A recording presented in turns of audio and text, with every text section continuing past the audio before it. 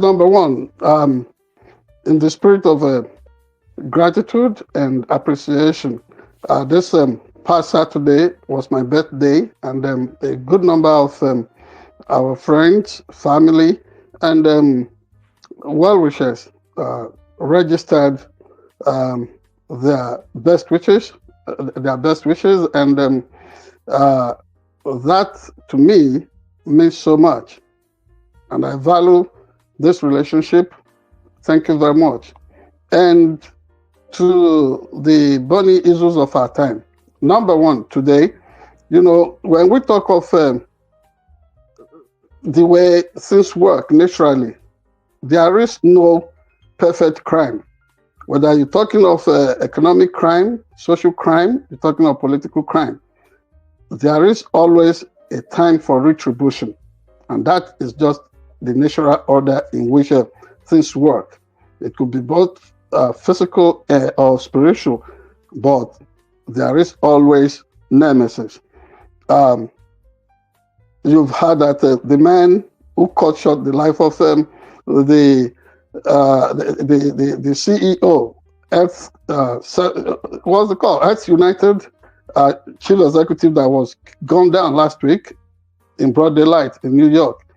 The suspected killer was caught today in Pennsylvania.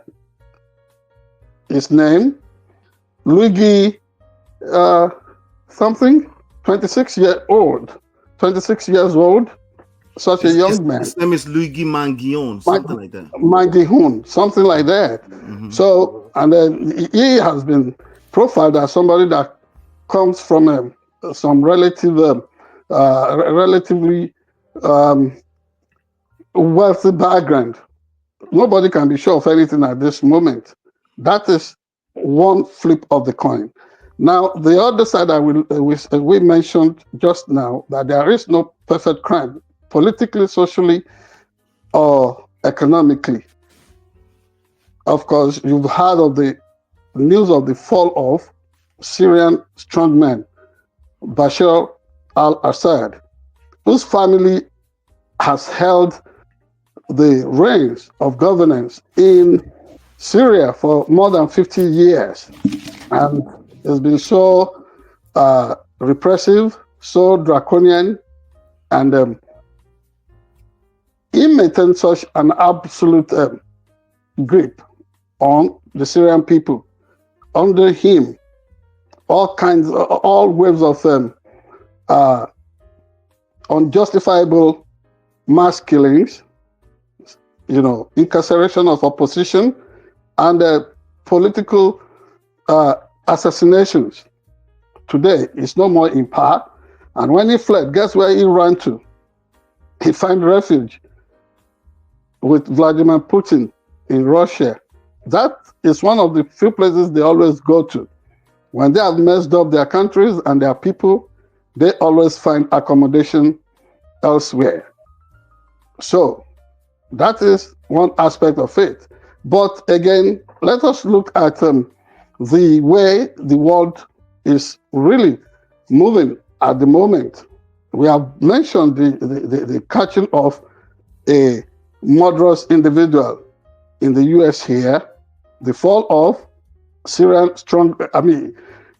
former Syrian strongman Bashar al-Assad, and look at that option against what African leaders often toy with, the idea of self-perpetuation, which does not do any good for anybody. And thank goodness, in Ghana, this past weekend, there was a smooth change of power. The incumbent was defeated by the opposition party.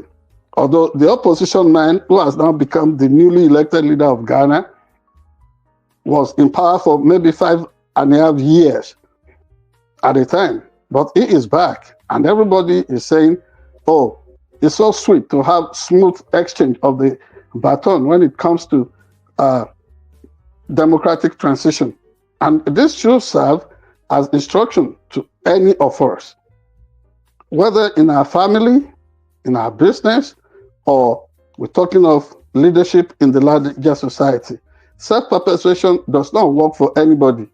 When you serve your term, it is better to have a kind of democratic situation in which the term of whoever comes to power is tenured. You come into office, you know how long you're going to be there. This is not a family heritage. There can't be room for self-perpetuation.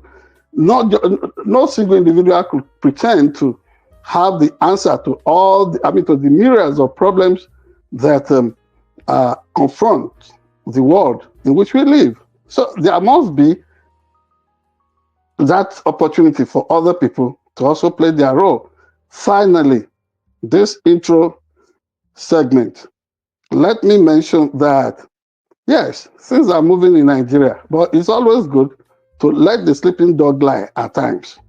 The way the media arm of the ruling party in Nigeria often come after Nigerians or Africans in the diaspora is senseless and unwarranted.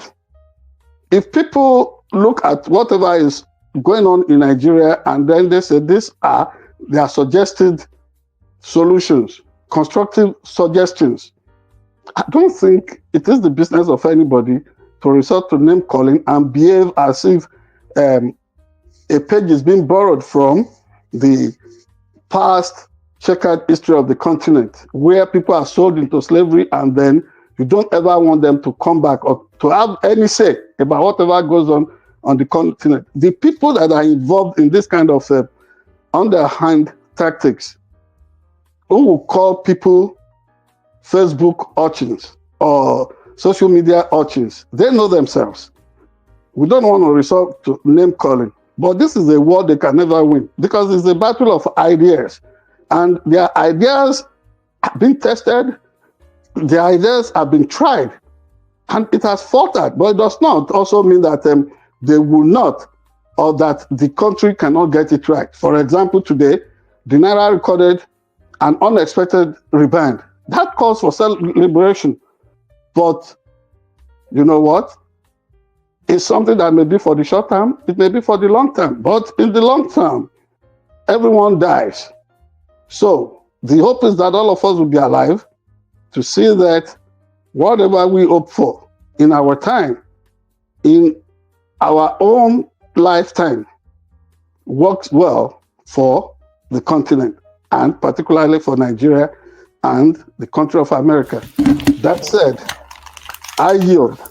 Let us launch out for the issues of the day. Thank you very much.